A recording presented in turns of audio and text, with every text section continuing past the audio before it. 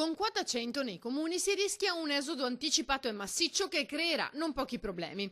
L'allarme arriva dalla presidente di ANCI Veneto, Pavanello, che esprime le sue preoccupazioni. Tutti siamo d'accordo di avere un ricambio generazionale, ma le procedure attuali per il reclutamento del personale dei comuni ci lasceranno certamente scoperti per più di un anno con queste procedure che ci sono oggi. E siccome, se facciamo, partendo anche dal comune di Milano, un po' le potenziali persone che possono usufruire, ci sono 7 figure apicali, e 7 figure apicali che lasciano tutte insieme vuol dire che il comune non è in grado di portare avanti neanche le attività delle funzioni fondamentali. Sappiamo che oggi, soprattutto i comuni qui del Veneto, sono sotto organico.